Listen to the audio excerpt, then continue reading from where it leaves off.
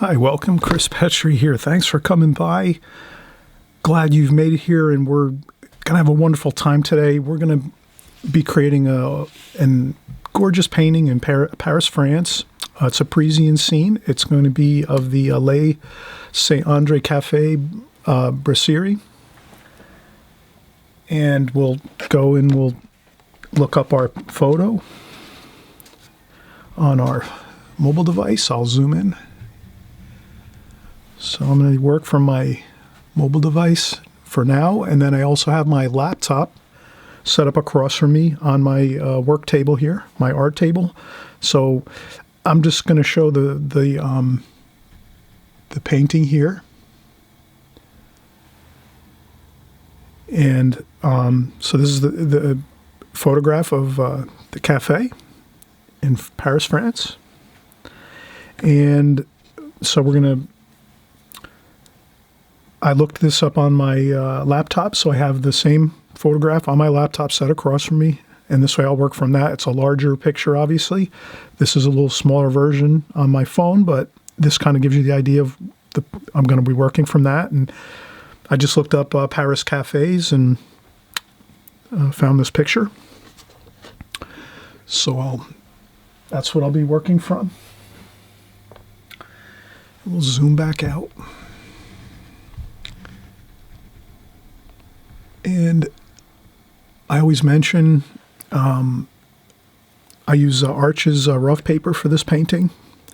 So we'll get a little more texture with that. Sometimes I like Arches and Fabriano rough papers. I also use Arches satin paper. Those are like the three main papers I use: Arches rough, Arches satin, and Arches Fabriano Artistico paper. So sometimes if I'm practicing, I'll pick up like practice, pads of paper, which will be student grade. So I use a lot of student grade paper when I practice, and just do small compositions. Or if I'm working on some portrait work or some the figure, human form, I'm doing a lot of practice on that now. So I use less expensive paper because I'm just really trying to get a lot of time in on it, and I'm not really so much trying to do a finished painting so much. I'm trying to just get my practice in and work on the feel of everything. So on this painting, we're going to just start off, and I'm going to get my hash marks. You'll notice hash marks are good. So I'm going to look at the photograph and say about, let's say if we broke it into thirds.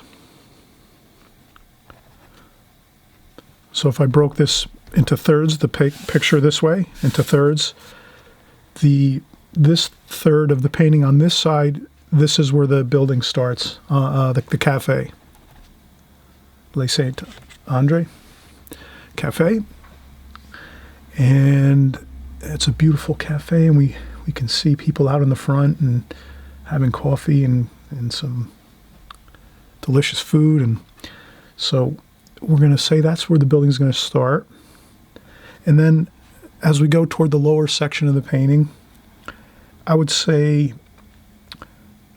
approximately a quarter of the way up is where the tables and the bottoms of the tables and chairs start, and where we can see the sidewalk, the concrete sidewalk. So we'll a quarter of the way. So if we go half is here, half, and then another quarter here, and another quarter here. So it's a little lower than half probably, or a little lower than a quarter. So this might be a quarter here. We'll go a little lower like here. That should be good. That might be a little more than that. Let's go here. Okay. Now, I would make another mark just maybe for reference. I'll make the light post. There's a beautiful lamp on the sidewalk here. I'm going to put that lamp height about here.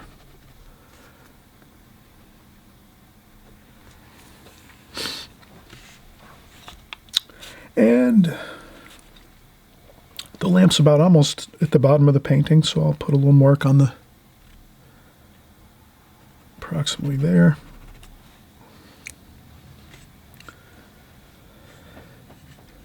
And I think one more, I'm going to do one more, or let's say two more.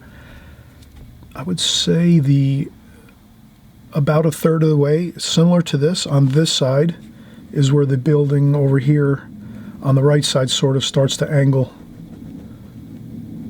So I'll put that little angle mark there. That's where the building starts to, the sidewalk on the other side of the street starts to go across the picture. And the lamp is about, so I'll put the lamp here too. So lamp is top of lamp, and then the lamp is here, the street light.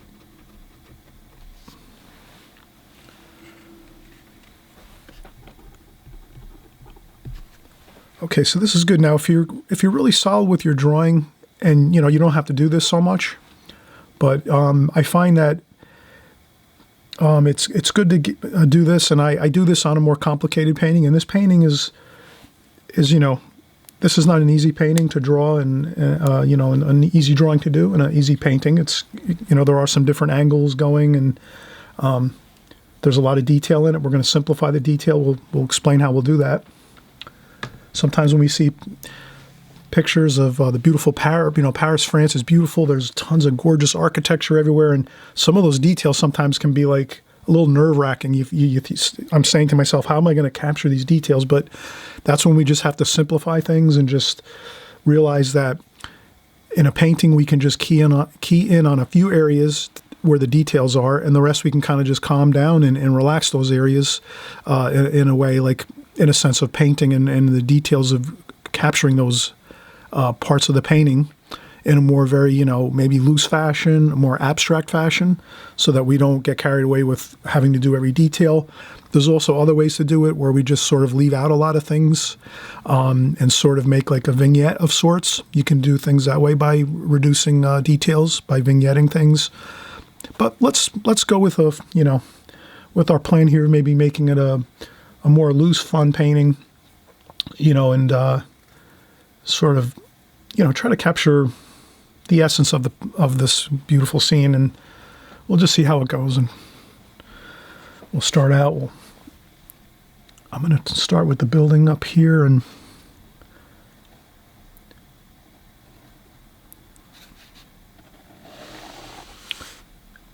okay, so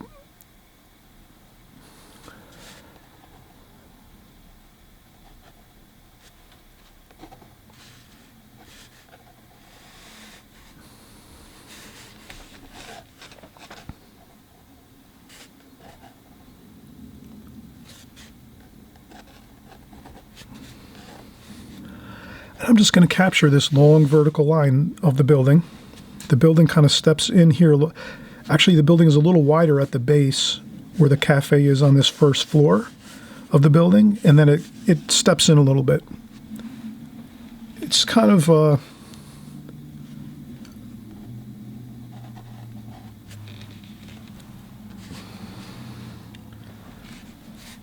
and then we have, we'll go lightly here, and then again, we said here was about where the bottom of the tables are. So I'll just make a light sketch over here with that. And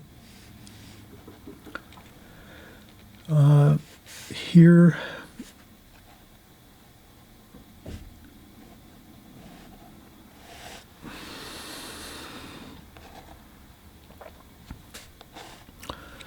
I'm going to go with this awning here. This is a white awning.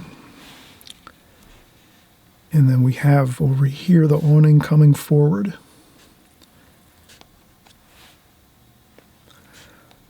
Let me work from the right side this way, and then I can kind of get a feel for where this other awning is going to be over here. So sometimes it's good to work from one section where you have your details, and then you work from that area outward from that area so that you can get the scale of things somewhat.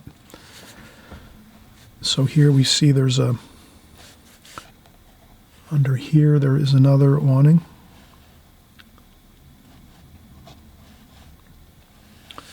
And then there's the main doorway, like so. Then in here is all dark.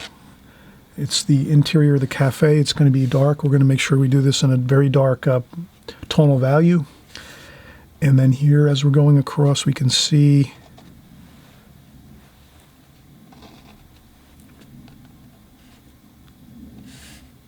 the other awning here.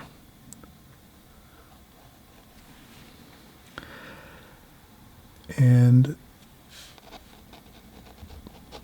there's the other section where the door is. And then we can see some other details. So there's some chalkboards with some menus and interesting things like that. There's one on the other side over here.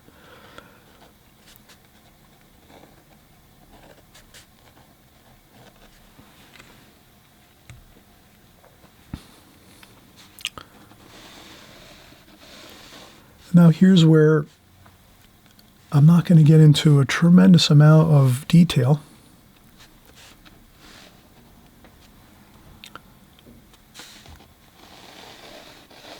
I'm just going to sort of get some basic details of this. And then there's some raw iron railings here.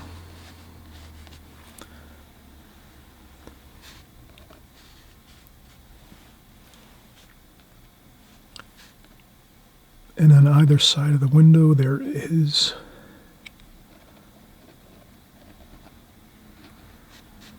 some structural ornamentation that supports the balcony above. We're not really seeing the balcony too much in this picture, but we can kind of see it turning like this. So that's the balcony above, and there's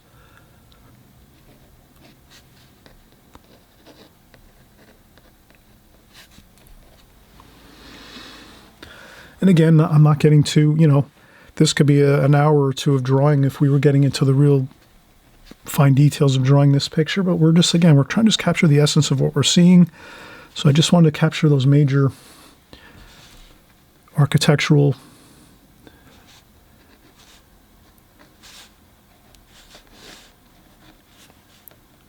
and then these are pretty even, so I'm going to go with even across here. These are even segments of stonework.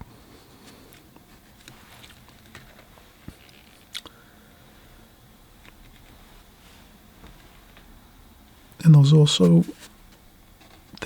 they travel down this way, so then we have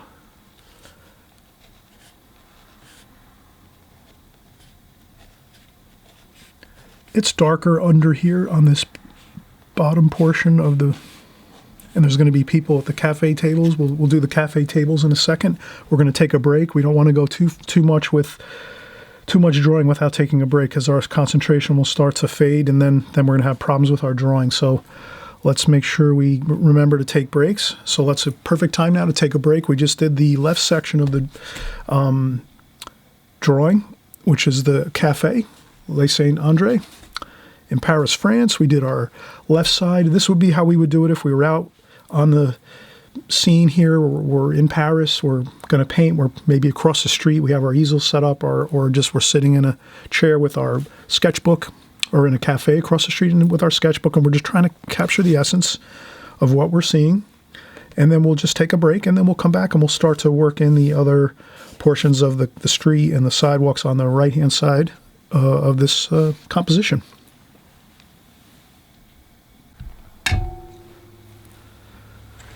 Okay, and we've had a break. We're just getting back to our drawing. We completed our section here on the left of the cafe, and it's in Paris, France. We're enjoying the beauty of the architecture and the interesting feeling of people having some coffee and some dinner or lunch. Perhaps it's just early in the morning, people are having some coffee. So we just have some fun in our mind and pretend we're here in the scene. And the next thing we're going to work on is let's get some of the angles here. We're going to save the figures for last because those are more technical. So we'll maybe let those go for now. better to do the things that are a little more simple first, and then move on to leaving the more difficult areas to last. That's my idea. This way, we can kind of go through the drawing, get most of the drawing completed, feel good about it. There's nothing here too challenging, a couple angles and so forth, but nothing too tremendously difficult. But then when we get to the figures over here sitting at the tables in the cafe area in front here, that's a little more challenging. That's going to be more of a difficult time for myself, so that's why I'm going to let that go till last. All right, so now we're going to go and we're going to say, all right, we see the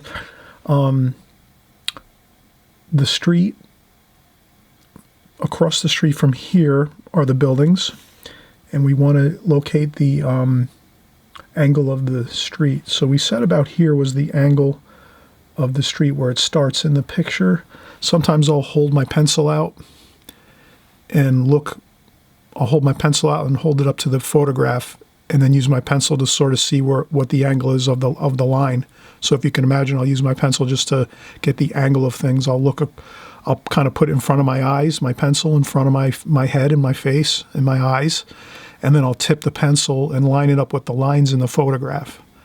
So I use my pencil as like a measuring tool and an angle to get angles and things sometimes.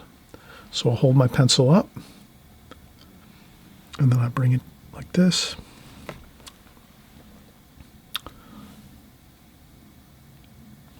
So it starts here just like we had it in our sketch when we did our hash marks. So that's where the street starts about over here on this side where it comes into view. And it's about not quite halfway between the top of this awning and here. So if we use this as a gauge and we say, okay, that's the amount there. And then we look across at the picture and we say, how much is that? So it's about a third. So about a third of the way.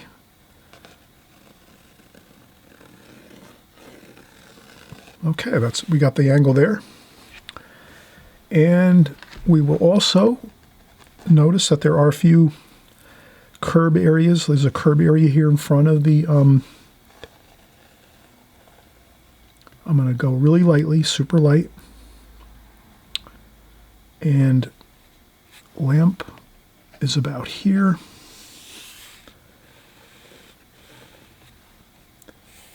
And that comes out to about here, and then it turns this way.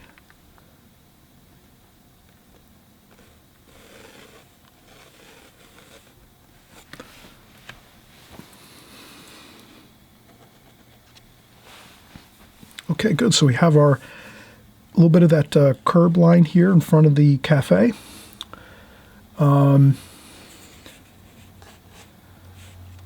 can make some interesting, maybe some hash marks here.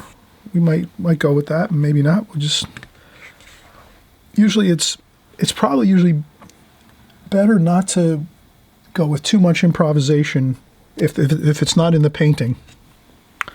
So, or a photograph. So if you're working from a photograph, and sometimes you can improvise and add some things in there to make things more interesting. But when it comes to like things with angles, it can be a little difficult. So I'm gonna not maybe I was gonna do some striping on the road here with some white stripes on the pavement, but I think I'm gonna leave this go. Okay, now I'm gonna do some shadowing. I just want to make sure I capture this shadow. So I put a shadow line here. That's where the light's coming down in between the buildings. So actually the light, we could just pretend we'll make our light insignia.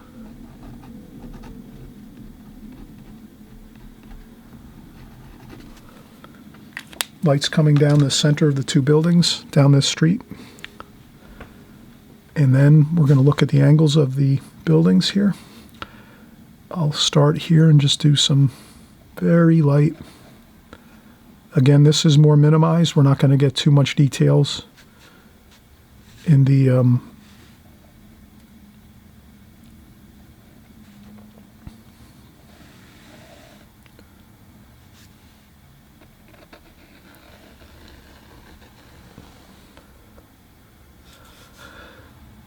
then I'm just going to get a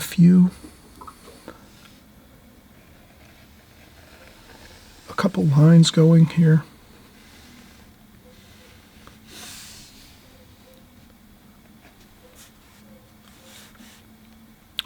And then across from here, approximately where the wrought iron is in the window, there's a door here.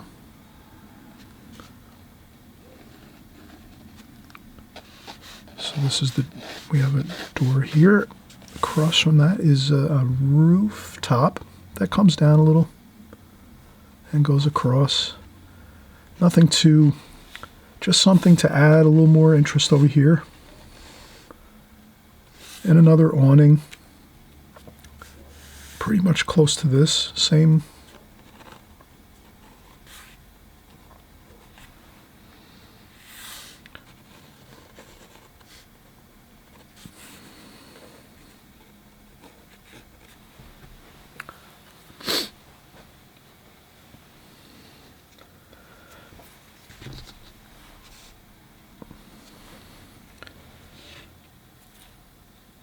And let's start working on our lamp.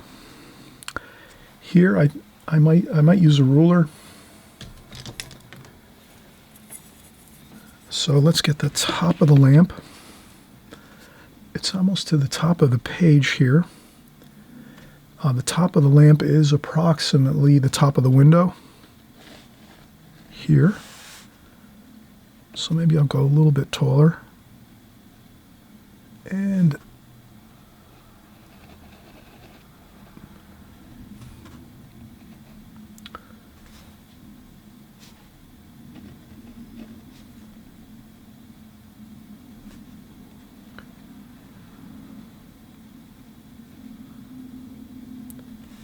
again, the lamp doesn't have to be perfect. We just try to get the shape of it.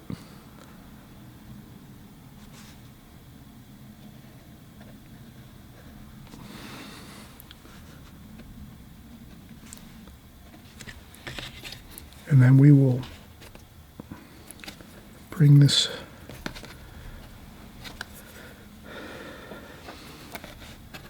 I guess one of the important thing about this lamp over here, the street light, is that we don't make it too big or too small, for the scale of the painting. So here, it looks pretty close to the scale that I'm looking for. It looks pretty good. So I won't get too overly worried about it, but I definitely wouldn't want to. I would want to keep an eye on the scale of that, just to so it looks believable. And then there's a ball shape there on that. And let's best to get a straight line first, a plumb line first, down. And then from there flare it out with 2 lines on either side. So I would do a center line and then 2 lines on either side of that center line. So you get the center line straight, plumb, up and down, pretty much straight, or plumb, vertically. Then we go on both sides of that line to capture the actual post of the lamp.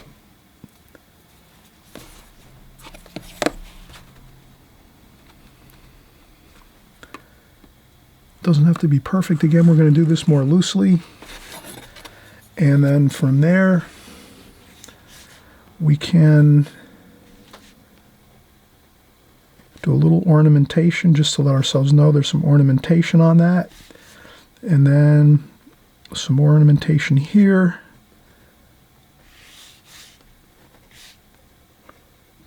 There's another bit of ornament. So it's kind of stepping out and flaring out wider as it goes down.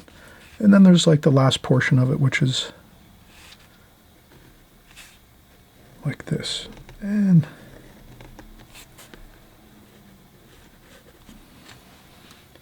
so that's good. And again, it flares out again here.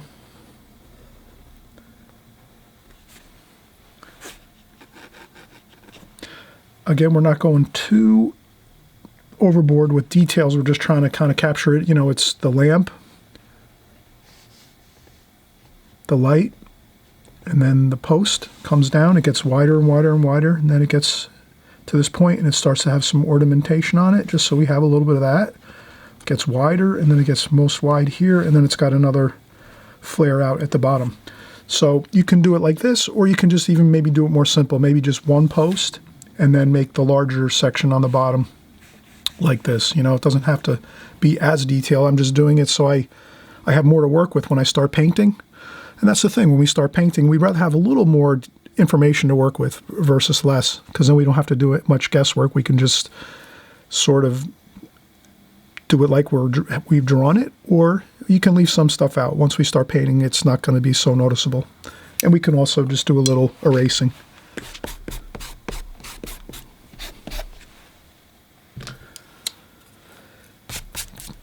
To lose some of the pencil lines, and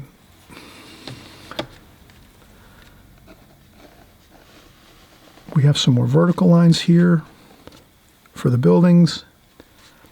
We have some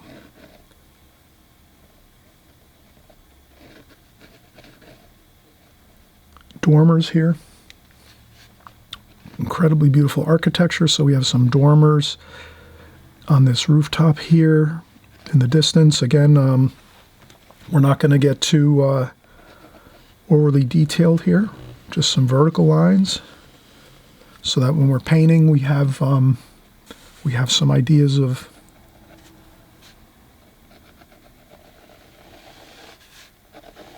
and I think that's good like that. And then we can do our angular lines of the floors of the building over here. Let's find our level line. So I guess when we're working with buildings, this is just kind of a thing to remember if we're doing architecture like this on a street scene. You just find, as you're looking across from the scene, or if you have a photograph, of course we're working from a photograph here, we would want to try to find that level line across on this building over here on the right side. We'd want to kind of find where the level line of the floor is. So the first floor across the street on this building pretty much is about there, which is around the tops of that awning here. So that's level. So then we kind of see that's the level line there. And then you can see this lines are already starting to radiate out this way. So it kind of works with the star pattern. And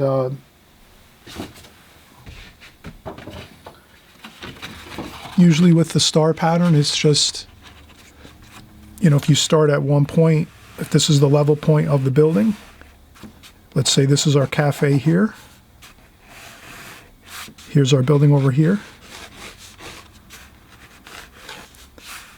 The lines are just going to slowly start to angle this way as we're looking at the buildings on the right-hand side. Here's all the lines we drew. And then here's the level line. There's the awning over here. Here's our post, our lamp post. And then the other lines might trail a little bit this way. And of course, we see the sidewalk is over here like this. So if you can imagine, it's just sort of like if we went here, everything is just, you know, a star pattern going out this way. Just like that.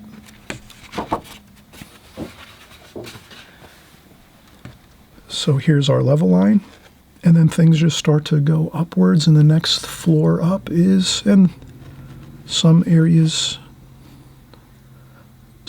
are stop and go. Some floors are taller than others. But for the most part, this line here is the wall.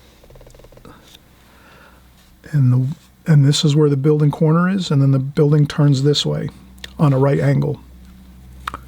So for the most part, that's the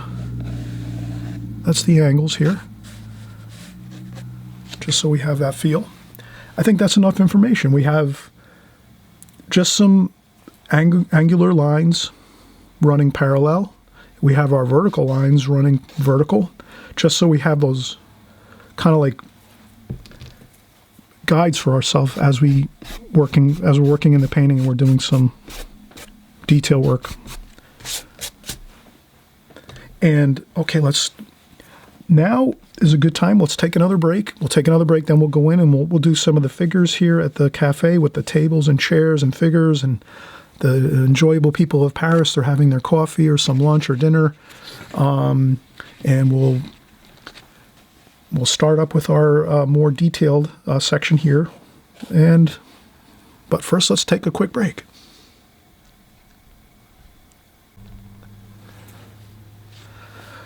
Okay, we had a enjoyable break, and we're going to be back here doing some more of the details. We're going to do the figures in the front of the cafe. So let's get the tables here.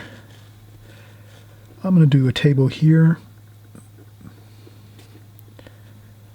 And when I look, the people are about not quite, the people having at the tables are not quite out to the end of this awning. They're in a little bit, so I'll make myself a line there just to sort of get the feel for the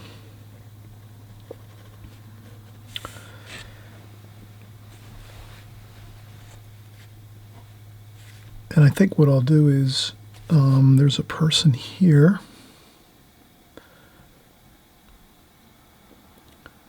Sitting by the doorway.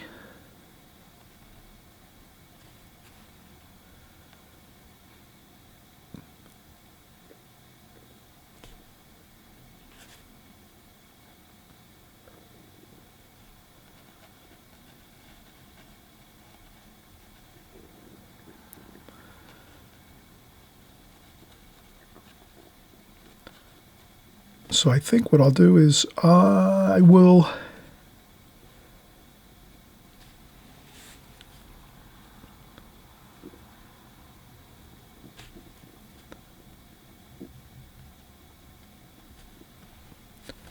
capture just a few maybe of the parts of the figure. So maybe an arm by the table, one leg, one arm. That's it for this figure here by the door.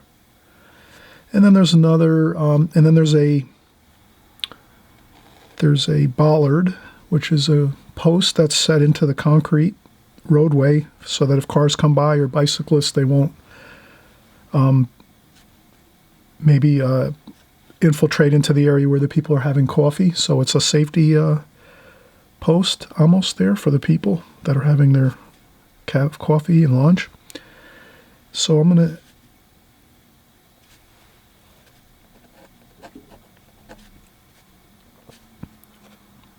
and the bollards are here, and then there's another one. So they're about to, they don't have to be perfectly straight. There's a figure there. Then here's another figure. Let's shoulders, head. Shoulders and head is about good. I'm not going to worry about any arms over here or any legs really. Just that shoulder and head is fine for this figure. We're going to put a lot of dark color, dark tonal values in here where the figures are sitting because it is a darker section of the painting. There's some lights that are, sort of, you can see some light bouncing off some of the tables. There's somebody with a white shirt over here, like a t-shirt maybe, a white top. So I'll put they're there having coffee and they're on the other side. And there's someone else over here too. So I think if you do 3 or 4 or 5 partial figures, and I say partial, like, maybe some shoulders and heads. Shoulders and heads might be good. That's about it, really. And if you want to put a leg in or something just to, that makes it a little more interesting, too. If you put in like a leg with, there's a leg in that photograph, so the person has their legs crossed and they're sort of relaxing, and a little indication of that is good too. It kind of makes things more interesting.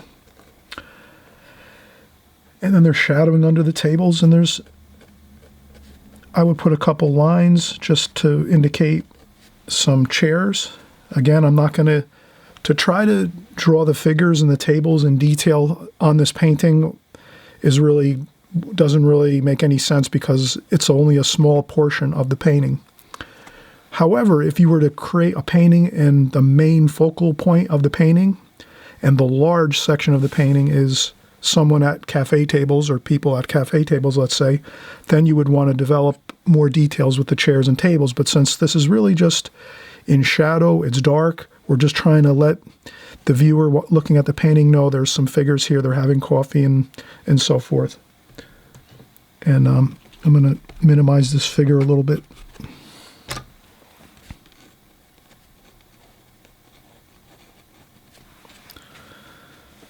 And then on this side as well, we have someone at a table. Let's, there.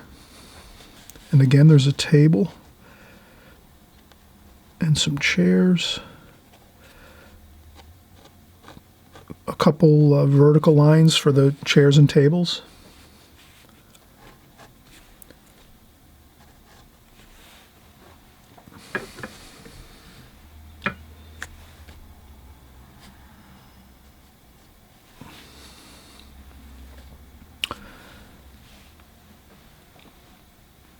And one more person.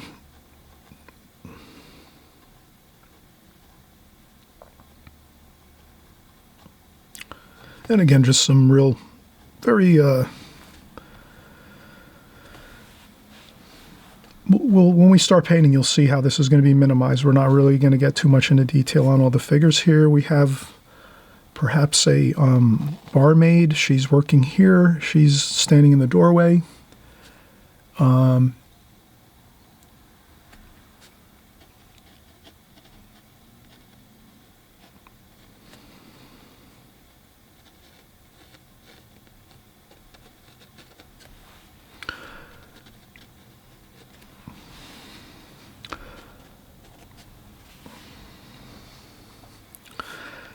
And then across here we have the cafe sign. We'll make a little, now we'll do some more details here. We'll do this here.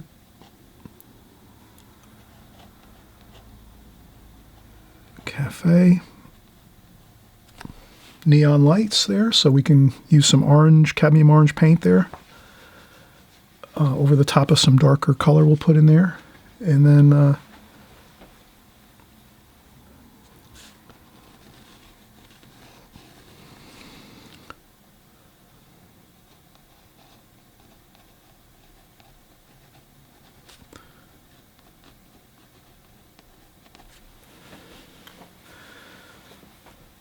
brasserie.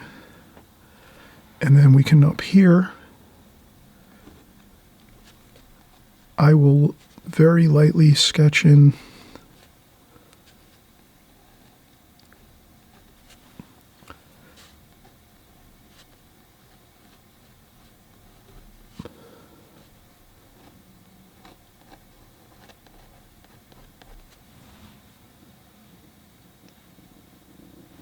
and again, it doesn't have to be perfect.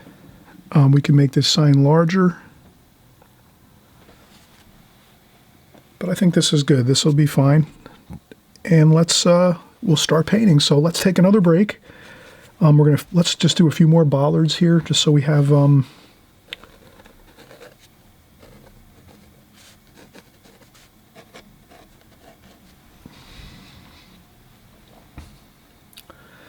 and then there's also a now what happened here is this post is sort of doesn't quite work with the scale. I might have made the figures a little small here, so we're not really going to get worried about that. What I'm going to do is I'm going to erase the base of the post.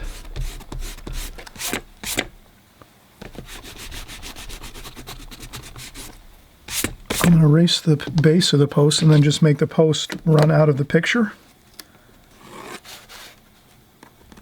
Like that. That'll make more sense, I guess, to do that. And there's some signs here.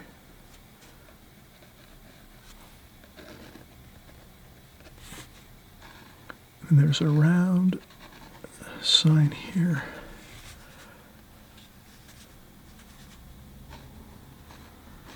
But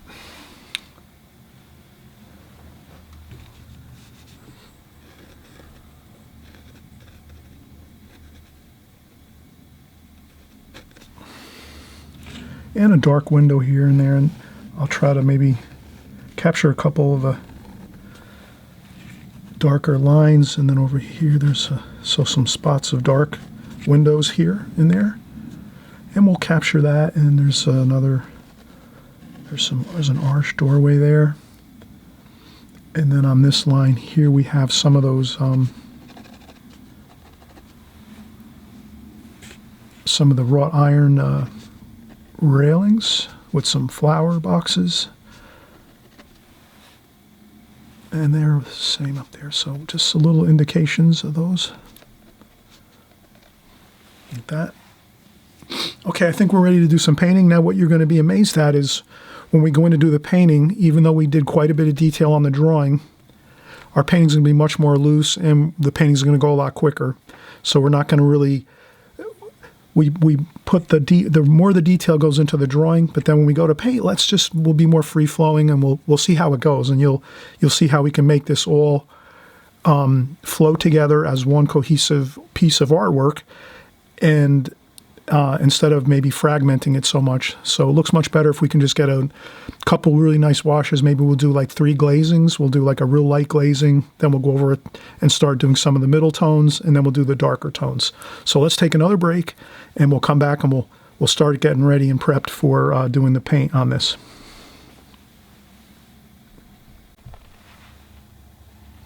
Okay, we had a nice break, and we're going to get started on our painting. First thing I wanted to do is, just before we start painting, I wanted to just sort of have the feel of the tonal values in this picture. So what I'm going to do is we're going to say that this section is going to be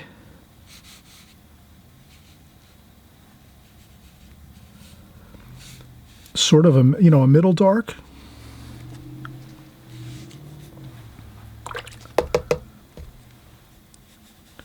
So we're going to see these kind of tones on this side over here.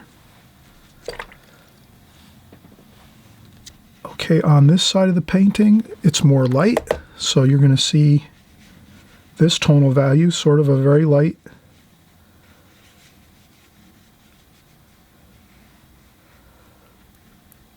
On the awning, you're going to see maybe some really bright whites here on the awning.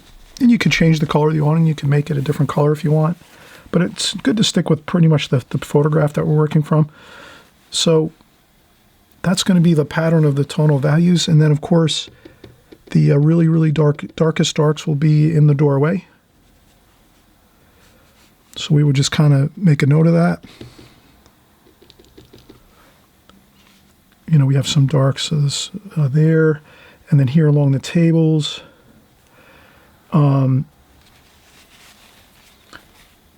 a little bit around that there's some more darks. Then there's some, maybe the ornamentation up here is a few more really dark tonal values there. And then if I just blot this up a little bit so I can, and then of course the lamp, that's going to be a very dark. And then the sign, a couple signs here and there, and then the bollards are going to be very dark. And there's a couple darks here too with this awning, and then a couple spots of darks here and there that might be a little bit darker. So that's kind of going to be the overall darks and lights in the painting. So the buildings on the right, they're going to stay very light. This building's more in shadow. It's going to be darker tonal values. And then around the doorway and some of the figures, that's really deep dark shadow there. So that's going to be the darkest darks. And then you have some of the light on the roadway and the building area, and some of the awning, that's very bright light. And then again, over here on the right, your darkest dark is going to be, on this side of the painting, will be like the lamp, the lights, light and light post here, and a couple of the signs. And this is over here is a awning on the other building. So there's some different darks here and there. But that's basically going to be how it's going to look when we're finished. And if we look at our photograph and we squint our eyes, so if you squint your eyes slightly when you're looking at the photograph of this painting, you'll notice that that's sort of the tonal value pattern, the light and darks of the painting. So we're going to start now, and of course, we're going to be using our colors.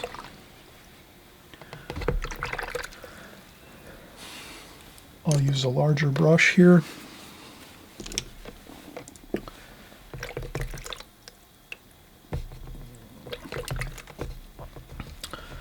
And the first wash we'll go with will be yellow ochre, a little bit of alizarin crimson,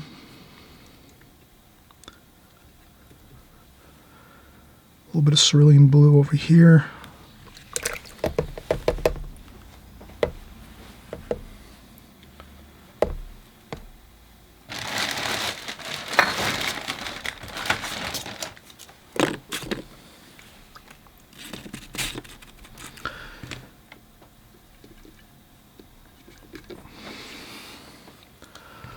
All right, let's get started here. So we're going to, a little bit of cerulean blue at the top of the painting, very light.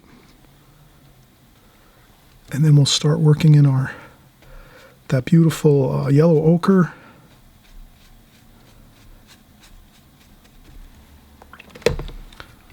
And that's pretty much a little darker on this side.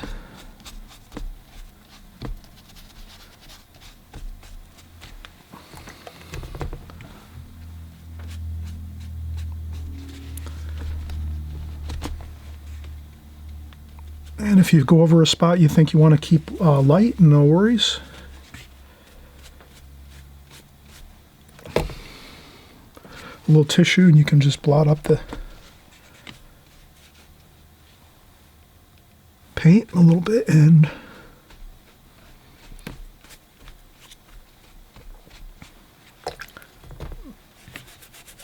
really, really light over here.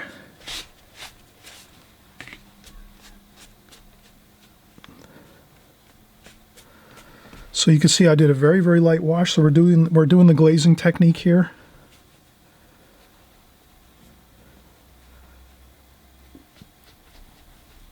And of course it's mostly just yellow ochre and alizarin crimson.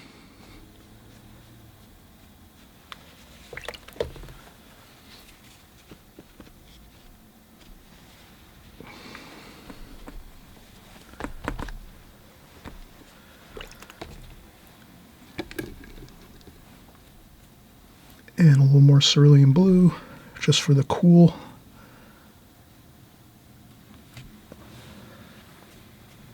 And that should be good. Now we're going to let that set. Usually this takes about maybe 10-15 minutes until it is ready. We can start going in and putting our other paint on, our second glazing. So let's let this dry a little bit. And we'll mention our colors. We used cerulean blue at the very top up here, where the sky is. Very little bit of sky up here in this picture. Then as we work down, we're using yellow ochre and alizarin crimson just to get some nice warm undertones here, undercolors, under the main colors we'll put on after this. Actually, some of this is going to stay just as it is. And again, alizarin crimson, yellow ochre all the way, and then maybe here at the bottom, a little cooler cerulean blue at the base of the painting, at the bottom where there's cooler shadows. And again, we're going to add more shadows and darker tonal values once we come back, and we're going to do our second glazing. And again, if you find you go over a couple lights, no problem. You take a tissue and blot up a little bit of paint.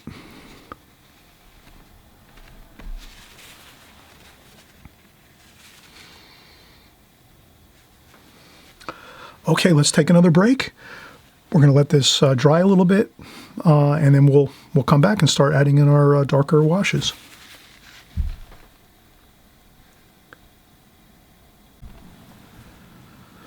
Okay, so we've let this take a little bit of a, we've taken a break and we've let this dry a little bit. The paper is still damp and you can see how it's still buckling. With the paper buckling, we just have to work with that. You know, it might even be to an advantage that it'll make the painting look maybe more free and, you know, a little more, there's might be some more waviness to the lines, you know what I mean? Like, it won't be as, like, tight looking with, like, maybe perfectly straight lines. So let the paper, if it starts to buckle on you a little bit, let it work to your advantage. Don't worry about it. Just, we're going to try to paint this through now and not be too overly concerned with that issue. Sometimes you can take a little bit of spritzer water from a spritzer bottle and moisten a few spots in the painting if you'd like to do that. But the painting is still quite damp, the paper. So I'm not going to really be concerned with adding any water to anything. And we'll start back in again, and we have our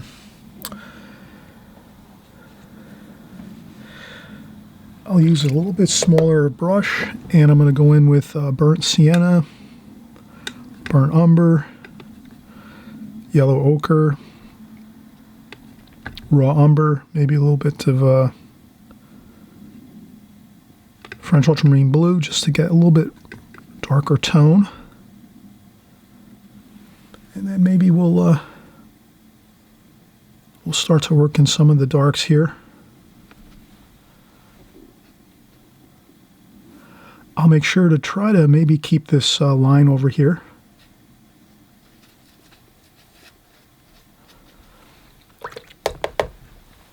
And I'll add a little alizarin crimson, a little bit of blue.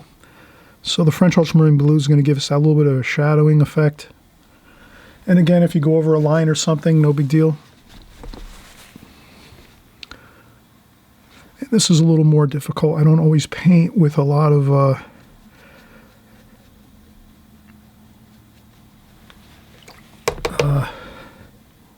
using more. So here we can go with, this is a dark there.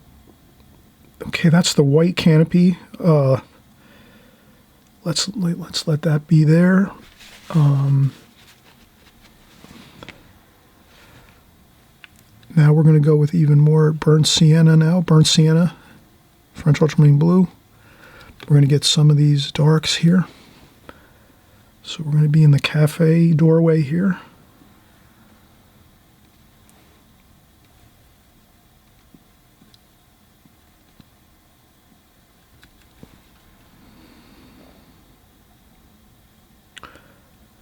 We try to capture that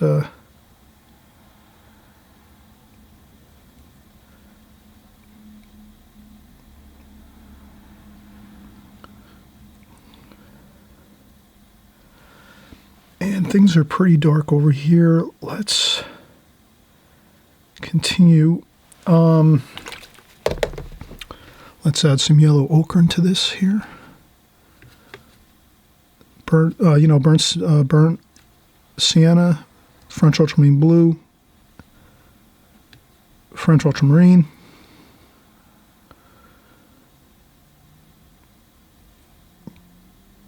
and I'm going around the figures here. And we can use a smaller brush, but I think we'll be okay with this brush here. So I'm not really too concerned there. We're going to try to do this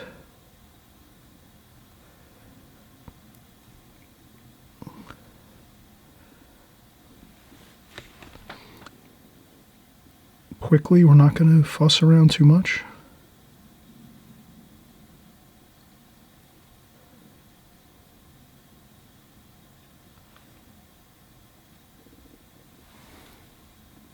And what's good is we try to change up the colors here and there. And again, the more we just have fun with this and make it a loose feel, it's going to look better. This is all in shadow right here, what you're looking at now as I'm going. This is all the shadow. The light's coming down the center of the two buildings this way. So really all of these areas here with the figures, this is all in shadow.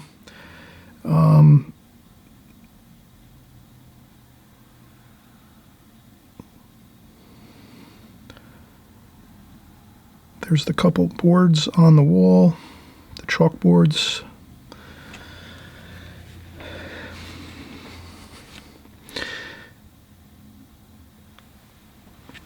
Okay, so we have that. We are going to do more work in here, but for right now, that looks pretty good. And then we'll try to tie in some of these, the posts here.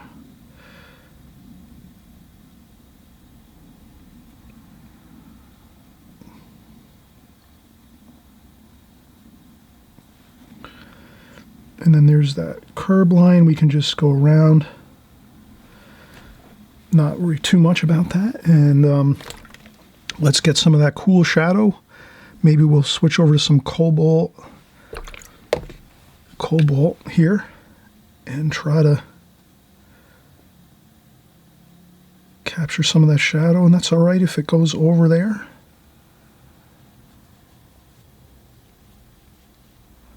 So that's just some of the shadowing. We can just let that flow over there. Add some warm in there. Some cool cerulean blue.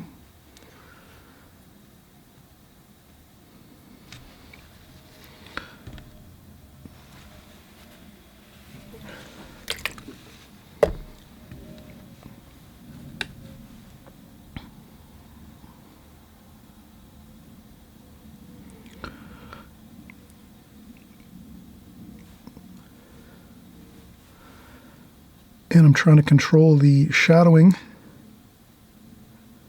here and the tonal values. So that darkest dark is right here where the doorway is. And if I can get this other darker tonal value, I'm pretty much going to be set, and that looks good.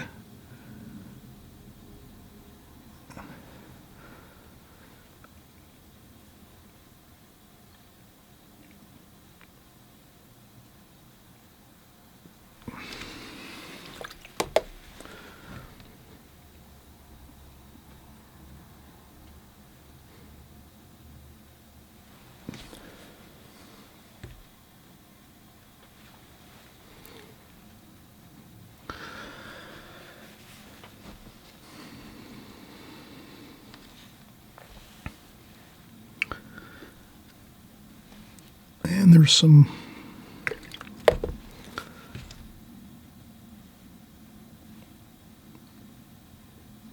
lighter tonal value over here, but it's still a little bit more in shade or in warmer shadow. It's not completely in bright sunlight where the street is.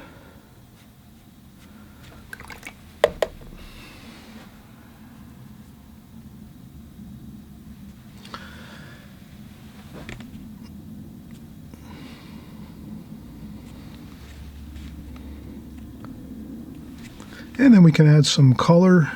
Let's use some cerulean blue, maybe. There's someone with a cerulean blue shirt there. And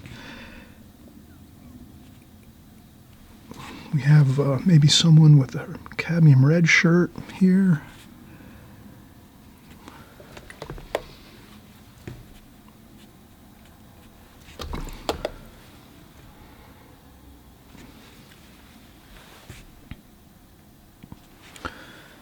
And we'll slowly keep working this. If again, anything gets a little bit we can always go in and add a few more darks to sharpen up some areas. And we're going to do that. And don't forget, we are not finished yet, so don't ever worry. Don't worry if some of your lines become blurry on your watercolor paper. We'll go back in and believe it or not, what we're doing right now is more the abstract feel of the painting. So this is the abstract portion of the painting where it's not going to be, it's not completed yet. So we don't worry. We just keep working the washes and looking across from us onto our photograph, and we keep looking and adjusting. But this is looking pretty good.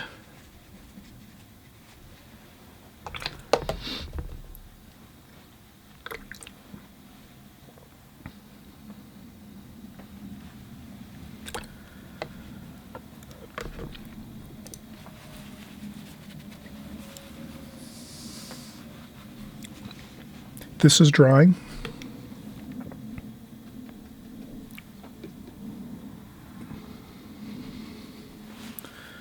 On the left-hand side, we will put details in there as well as over here. Okay, now we'll take a brush. We'll use a Raphael round brush, and we'll go in and do some details here. We'll use some yellow ochre, French ultramarine blue, burnt sienna.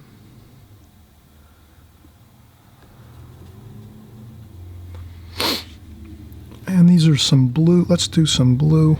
We'll mix that color with some blue. There's some bluish color up here.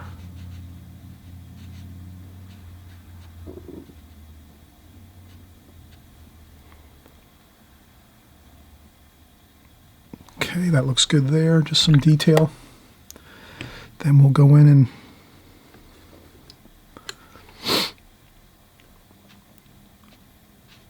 we're just going to get some of those windows in.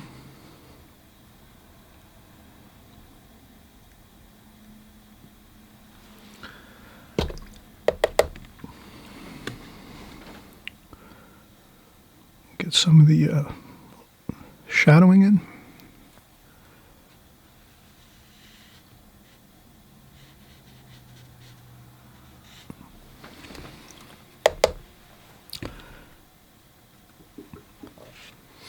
And as it gets closer, we see more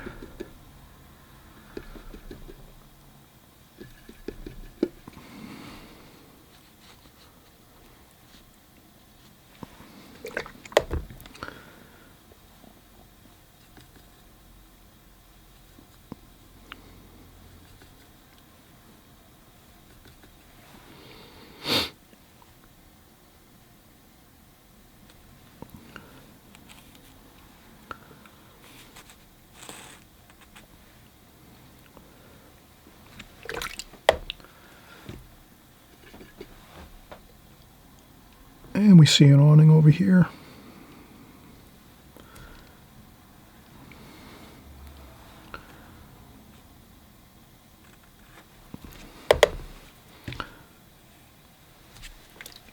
We can put that shadow in on the shadow side of that later.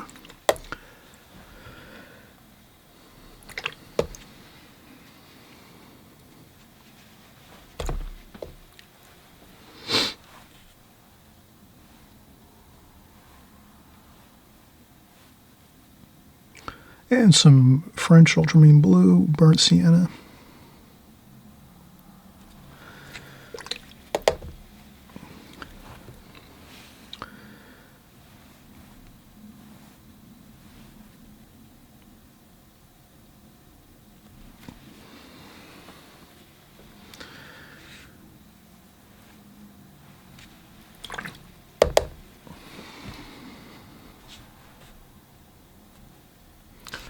And if you see something hasn't dried enough, you can just tap up with your brush stroke, and we'll just wait till that dries a little further. I think we're good. We can start doing our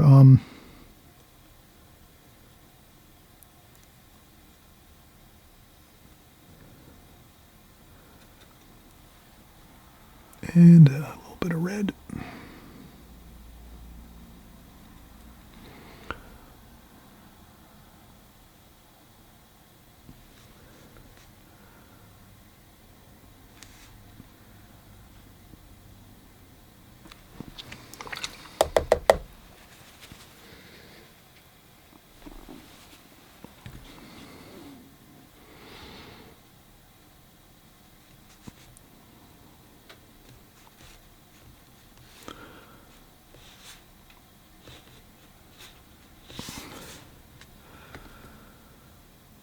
And keep working our darks, burnt umber, burnt sienna, French ultramarine blue. Here I'm just sliding my hand down the paper carefully. And if you find that any lines get out of control, no big deal. And I'm just going to do this just lightly like that.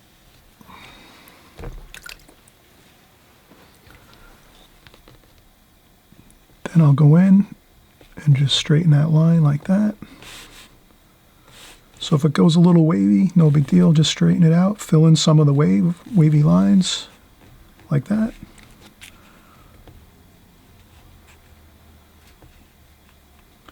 And it flares out there a little bit. And that's good. Doesn't have to be perfect. And then again, we'll do this line here. This is another street sign here. I get the first line like that, sliding my hand on the on my board. So I'm working on top of a board, so I have my hand sliding on the board, holding my brush still like that. And then I fill in the areas that might be a little bit wavy. That's good.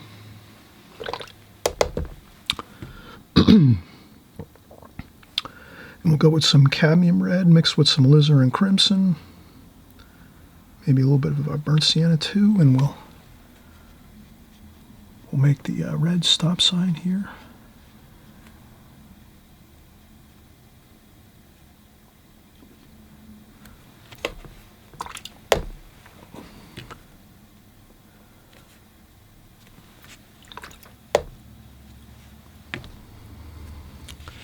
And the grayish sign over here.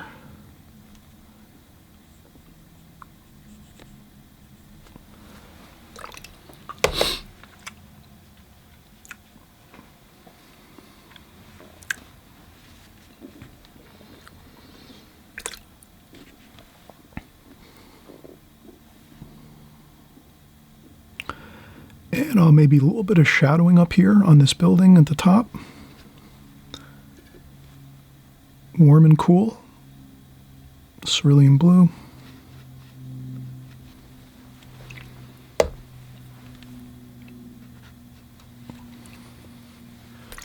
And that just makes it a little more interesting along the sky area there. So we have that little bit of sky color.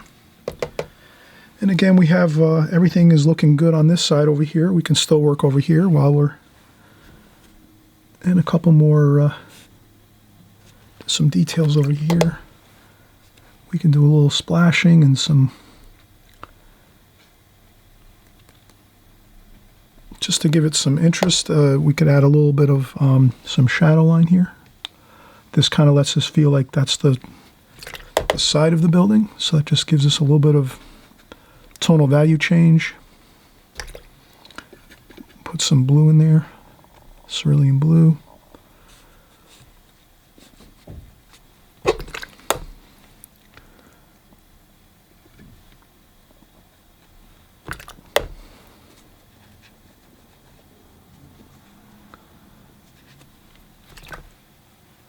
And a little more cerulean blue and yellow ochre over here on this side of the painting. That looks pretty good.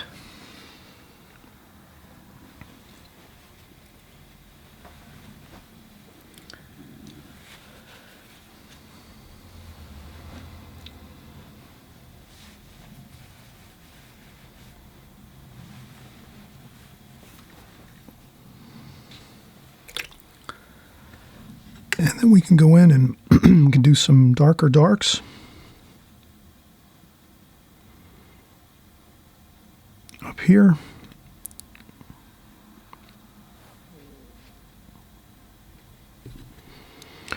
And we're just going to use those darker darks, which was the French ultramarine blue,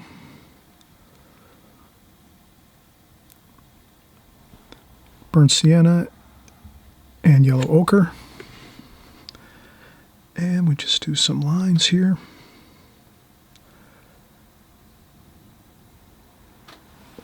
Like that.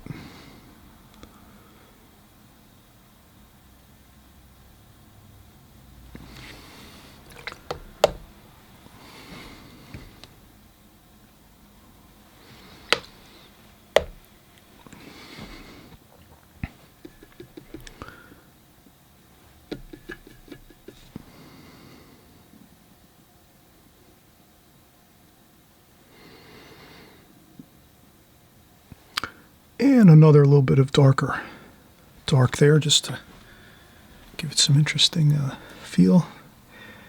And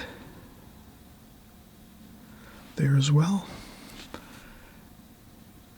That two there, then we're gonna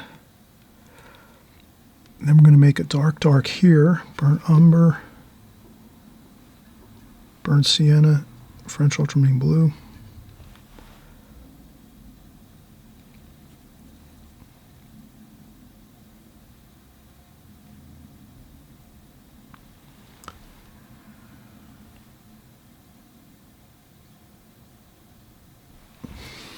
Go.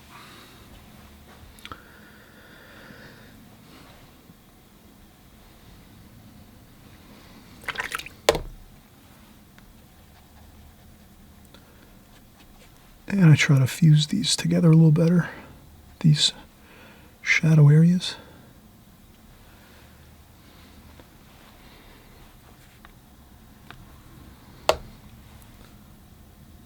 And that's that doorway there, and that's fine now.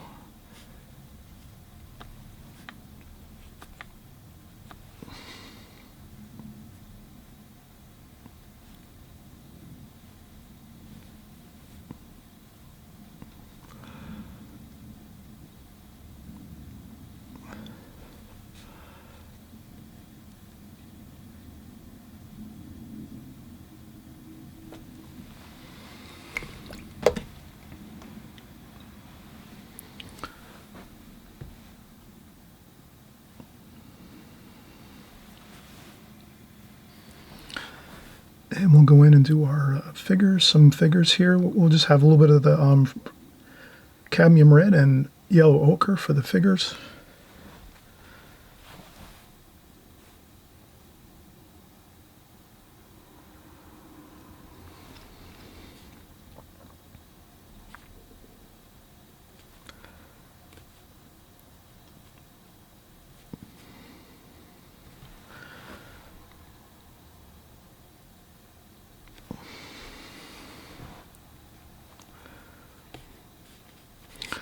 And you'll see that the figures are looking okay. We'll add a little bit of white for some accents. And if you see something again that's comes out a little bit not quite perfect, you can take a tissue and just blot it a little bit, and then go back in and this is going to be the waitress here. So we'll do that a little more. Once this dries a little more, we'll do a little more work to the figures, but that looks pretty good. It's enough that it looks like it blends in nicely with the rest of the painting, and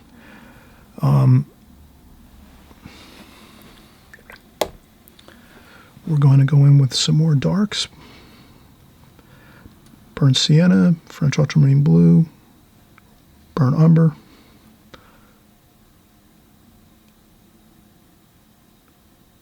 And we'll be able to get our sign a little better with the darks there.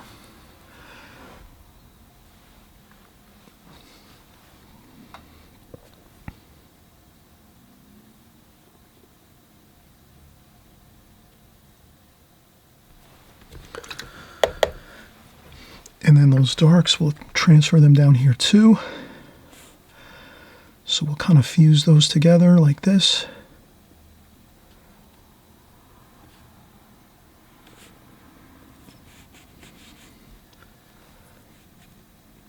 Again, working around the painting, that's a good way to describe this. You know, you work around the painting. When there's areas that are dry, you can work there.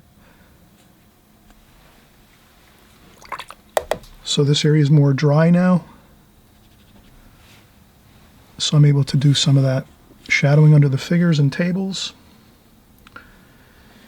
And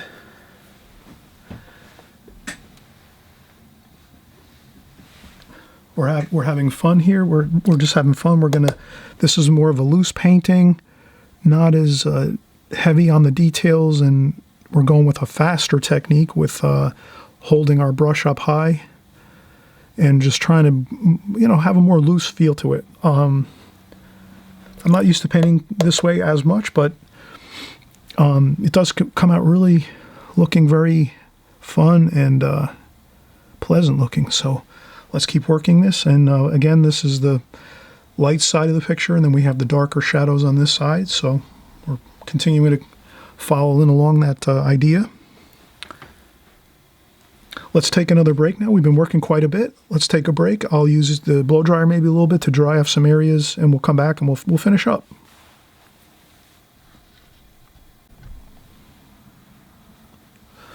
Okay, we're continuing to have fun here. We're going to finish up our painting and just do the last bit of details on this. Again, I'm always someone that will always mention, and you'll if you follow me on a regular basis, and I encourage everyone, if you haven't subscribed to my channel, please consider subscribing. We create paintings just like this every week on this channel. So we cover all the techniques and all the fundamental things you need to know to create paintings in watercolor like this and like other paintings. We do different styles. So there's always something interesting going on. And I'm really hoping you'll subscribe and hit the notification bell as well. So this way you know on the each week when that video is coming out. So again, I create videos weekly, so you'll have lots of interesting content coming your way. And let's finish up this painting. Again, we had so much fun with this. We did a really good, solid drawing for the this painting.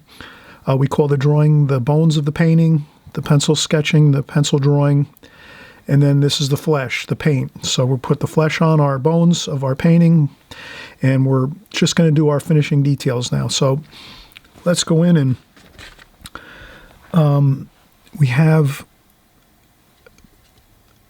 I'm going to make some darker mixture here, which is burnt sienna, burnt umber, French ultramarine blue, and let's see here. I think I'm going to try.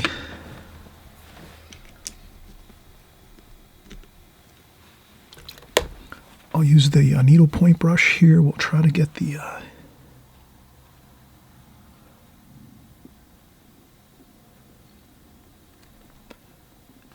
and it doesn't have to be perfect when we're doing signage and things like that. I think a little looser looks better versus, getting a ruler out and trying to get every line perfect for our signage on buildings. If we do it real loosely, I think it looks better. So for this, we'll go with some more, we've used this before, cadmium red and some alizarin crimson, maybe a little burnt sienna. And maybe a little blue there too, just to give us a little change. But the main thing is just use straight paint. Don't add much water. Don't add water to this part here. I would say we just leave this straight paint.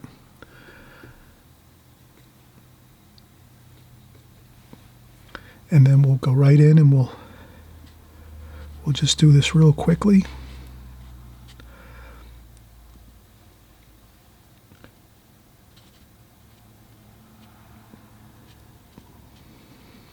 We can change it up a little bit, add some orange,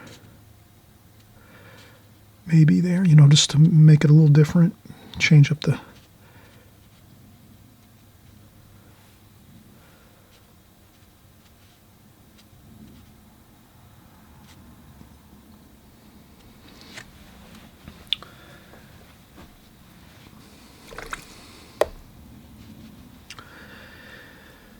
That looks pretty good, and then we can add in some of the little darks behind there.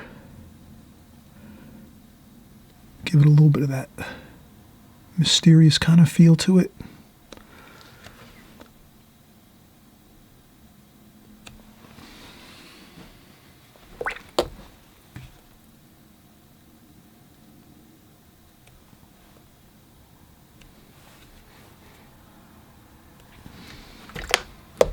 Okay, perfect. We can also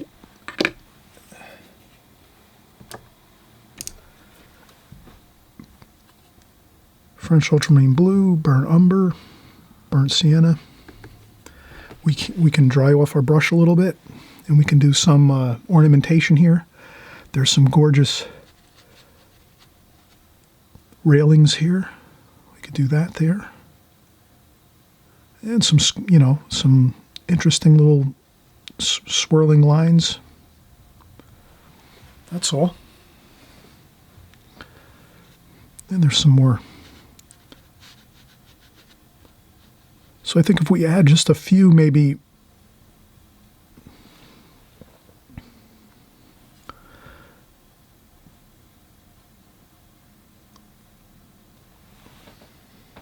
that might help a little bit, just to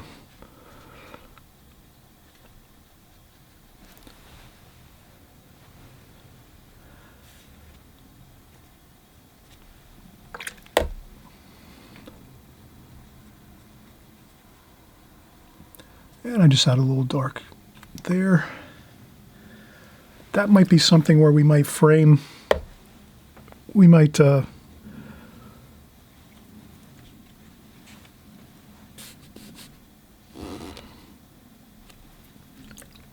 I'll just put a little, I can get a different brush here. I might take this brush and just do a little shadowing under here, like that, just to give a little different, interesting look. That's the shadow side of this building over here. And we said before that this was the opposite side of the building.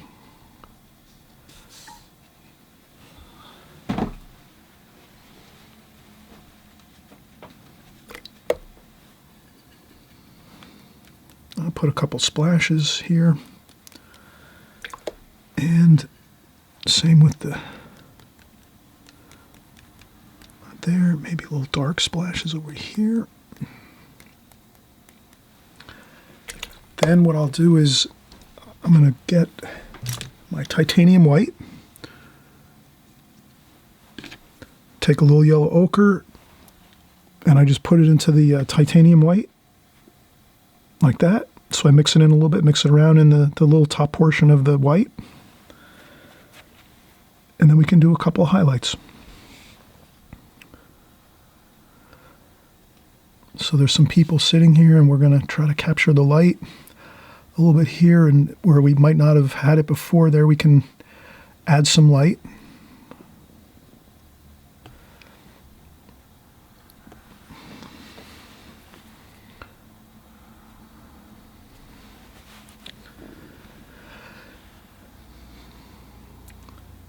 And there might be some light over here.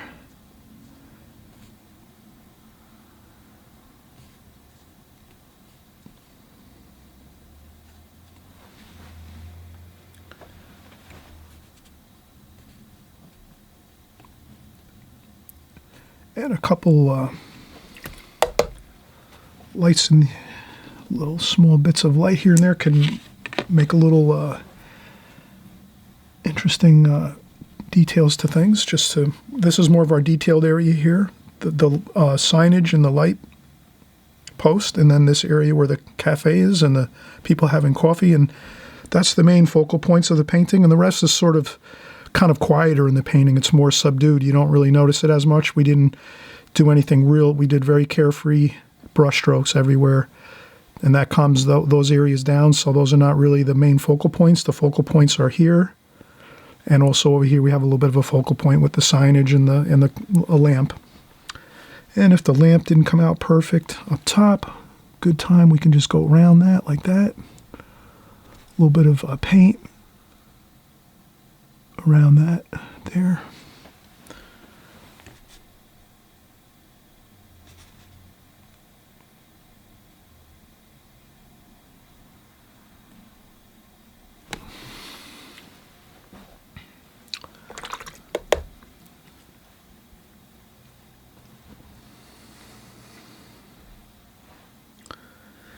And a little more highlights, I think. Just a few here.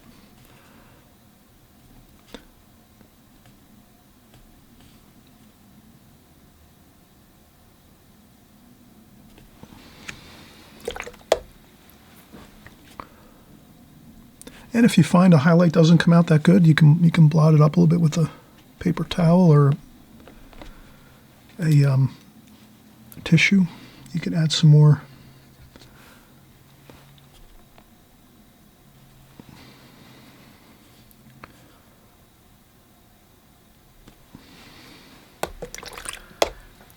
That looks good. And then I notice over here, I kind of wanted to get that line in there a little better. And then there's some more bollards here. So again, we wanted to make sure we got those in too as well. Those are important.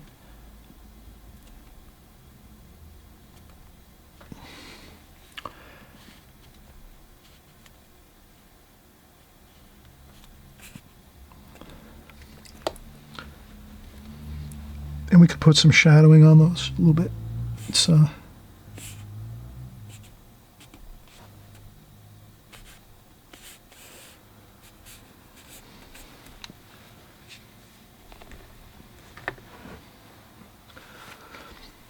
and those have a little bit of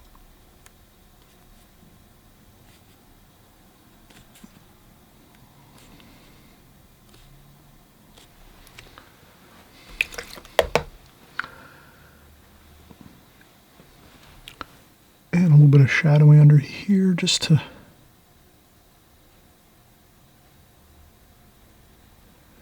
couple little tiny bits of shadow there like that.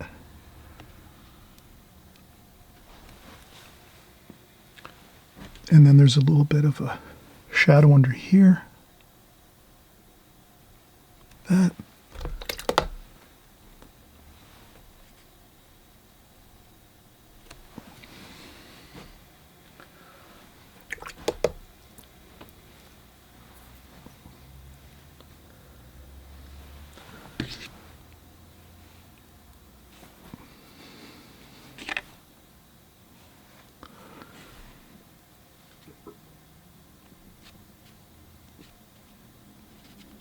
Add a couple little bits of light on top of there.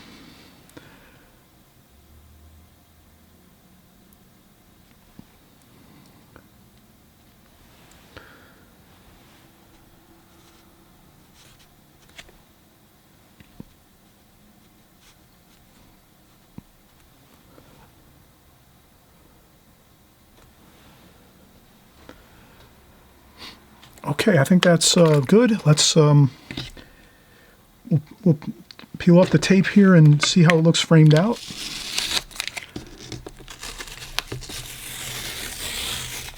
We had fun. This is, you know, I don't normally paint as much with larger brushes and things, but it is a lot of fun, and it's always fun to challenge ourselves and try new things with watercolor. It's a fun medium. You can try different techniques, and they in the end, they always help you to paint better and become a better artist. So don't be afraid of trying new techniques. Here we tried something a little different, more loose painting, larger brushes, mop brushes, and doing the glazing technique mostly throughout the painting. And I hope everyone enjoyed this. We'll zoom in maybe into the more of the focal point of the painting. This could be a painting too if you weren't, if you didn't have the experience of painting like this. You know, it takes some time to practice it. Maybe, you know, some months of trying to paint more loosely like this. It does take time. I'll zoom in and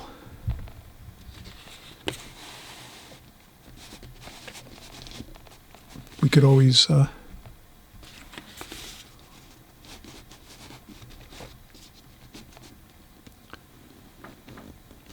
this is something where we could maybe trim the painting down if we wanted to, make it a smaller painting. If we didn't like the way the lamp came out or some other part of the painting, you can always trim things down too and make it into a smaller painting. But this is a pretty good painting. It's fun. I hope you had fun, and let's keep practicing. And I know everyone's doing a great job out there. Let's